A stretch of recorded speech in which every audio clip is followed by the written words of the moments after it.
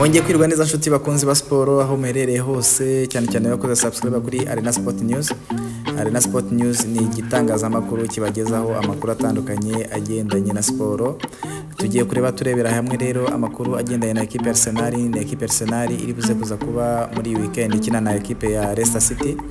Equipe ya Leicester City iheruka gutsindwa na equipe ya Manchester United ibitego 2-0, ni mu gihe equipe ya Arsenal nayo yatsindwaga na equipe ya Newcastle.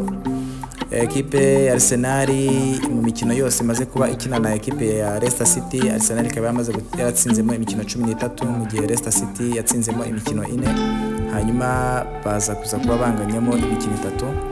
Nama equipe yombi barutahizamu bayo ubona yuko batari kwitwara neza cyane, mu gihe witwa Kai Havertz afitemo ibitego 9 mu mikino yose amaze kuba akina, akaba amaze gutangamo assist 3.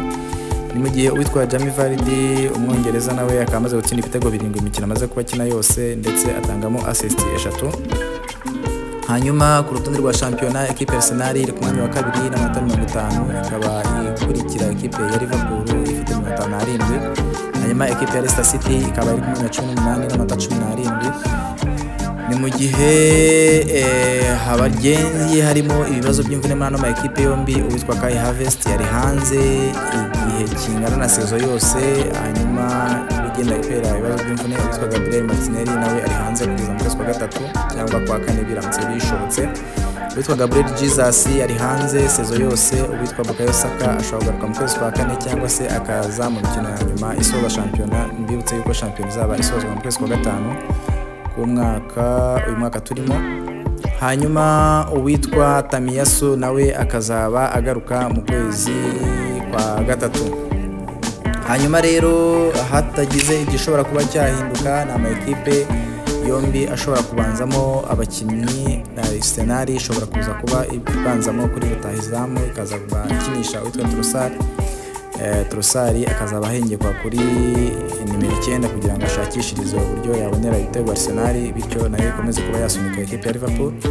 Mu gihe umwongereza Raheem Sterling nyuma yo kuva muri equipe ya Chelsea akaza muri Arsenal agakomeza kwicara ku gatebe, akaba ari kugenda nawe akina imikino imwe n'imwe, ariko ubu ngubu navuga ko ari amahirwe nyuma yuko witwa Martinelli adahari ndetse n'uwitwa Kai Havertz adahari. Hanyuma urundi ruhande Nwaneri agomba kuba arukinaho. Hanyuma witwa Odegaard kapiteni akagomba kuba aza mu kibuga nk'ibisanzwe, arahari. Witwa Partey arahari, witwa Rice arahari, mu gihe ku ruhande rw'iburyo kuri 3 agomba kuba akina witwa Julian Timber. Hanyuma Saliba muri defense, Gabriel muri defense nawe, Raya ari mu izamu nta kibazo nk'ibisanzwe, Lewis nawe azaba akina. Mu gihe kuri equipe ya Leicester City uwitwa Jamie Vardy azaba yatakira equipe ye nk'ibisanzwe, ayu uruhande rumwe, Reid urundi ruhande, Suamare urundi ruhande, Ndindi mu hagati, Justin hariya arahabaye, Faes arahari, Okori nawe arahari, Christensen kuri 3. Hanyuma ku 10 Hanos azaba nawe abasha kuba yabasha gutanga imipira kuri rutahizamu. Hanyuma turebeye hamwe rero andi makuru ari kuvuga mu equipe yombi. Equipe Arsenal amakuru ari kuyivugamo nuko Saliba ashobora kuba yakwerekeza muri equipe ya Real Madrid mu kwezi kwa 6. Hanyuma ni mu gihe uwitwa Alexander Isaac nawe ashobora kuba yaba yakwerekeza muri equipe Arsenal mu kwezi kwa 6. Ubwo byose bimwe gutegereza tukareba se bizaba bigenda bite. Hanyuma equipe Arsenal kandi irimo ivugwamo undi mwataka wo mu gihugu cy'Ubudage, nawe ushobora kuba nawe yaza kuba ajoininga ukindi mwataka ukinira equipe ya Leverkusen. No kuba dutegereza tukareba se biraza kuza kuba birangira bite nyuma yuko amatransferi azaba atangiye mu kwezi kwa 6. Gusa ibigendanye n'ibihuha byo ntabwo wabyizera 100%. No kuba dutegereza tukareba buri Arsenal ishobora no kuba yakwerekeza no kuri Watkins nk'uko byari byagiye bivugwa yuko ashobora kuba yayerekezamo muri no mercato isa nkaho irangiye.